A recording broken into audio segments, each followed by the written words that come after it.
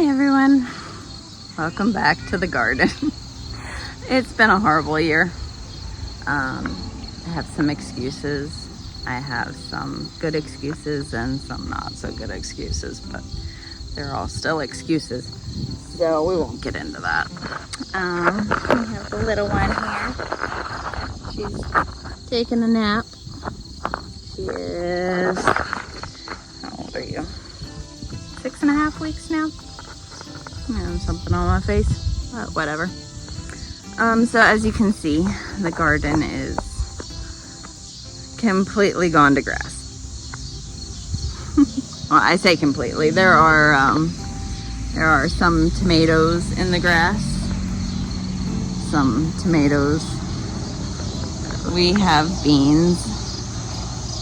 We did actually get a good amount of beans this year, despite all the grass. There's some corn over there, which has already been picked. I just haven't bothered to knock the stalks out. We have really sad looking sunflowers. And lots and lots and lots and lots and lots and lots and lots and lots of grass. So, I'm not sure exactly where this is going, but something's gonna have to happen because this garden is not working out the way it was intended to work out at all.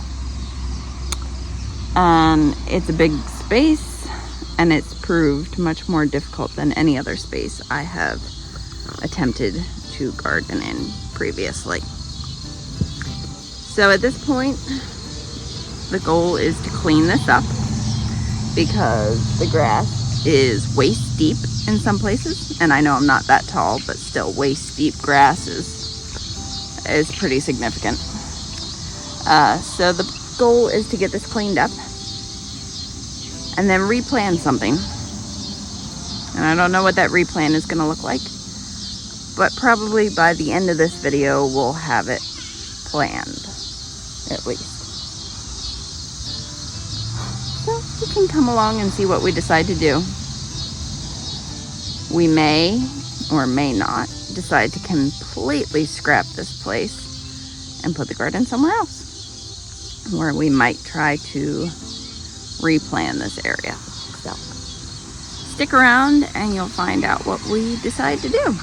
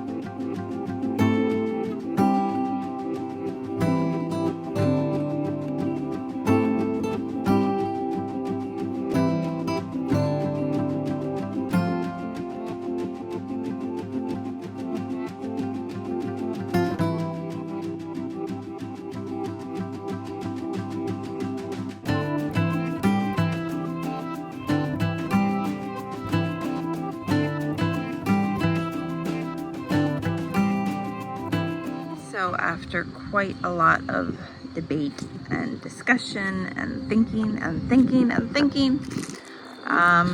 our conclusion has come to just completely getting rid of this space. Our orchard that we started is on this side, so probably in the future we will expand it this way. Any fruit trees, nut trees, whatever, will come this way. And then if we ever get sheep or goats or anything else, it'll be kind of on this side and to the back of the property. And next year, I'm just gonna take a break.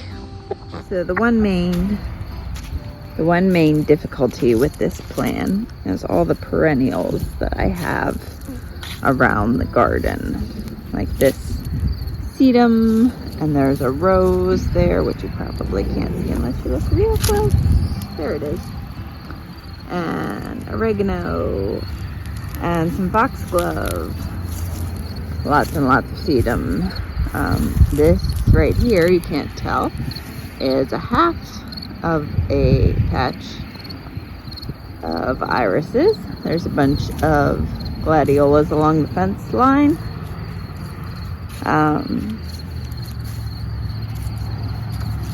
There's more irises in there in this space, which is completely overrun with the Bermuda grass. There's coneflower. What else do I have over here? Anyway, there's a bunch of perennials and they are all around the garden. And the plan is to put them way back over there behind the cottage. Sorry, took it out of focus. On the other side of the van, there's an area that has some flowers and it gets plenty of sun, and we don't know what to do with it at the moment. So with that in mind, all the perennials are going to get crammed into one space. This is going to get mowed flat,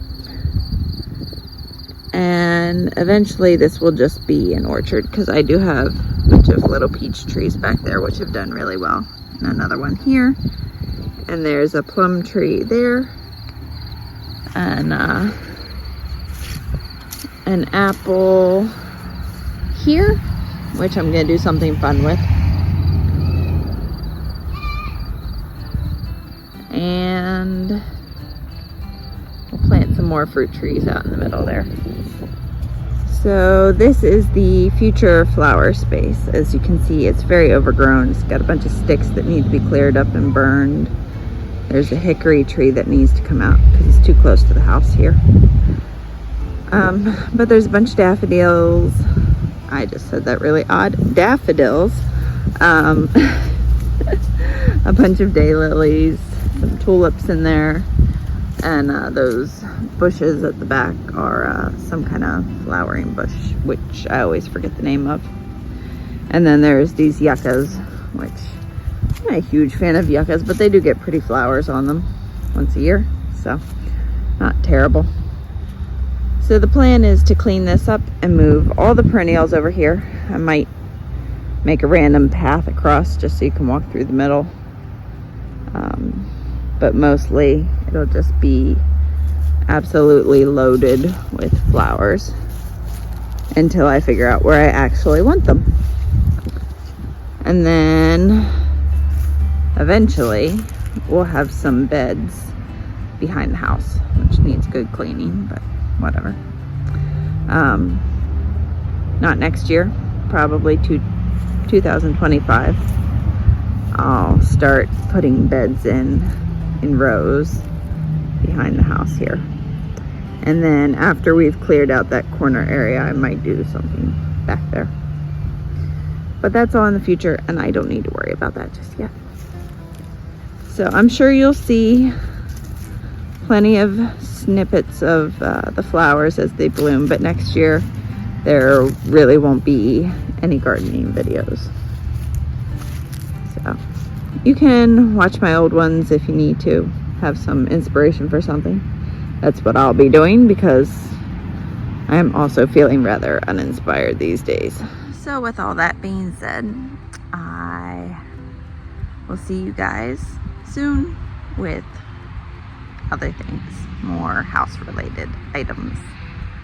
Maybe do some day in the life videos if I ever get around to it.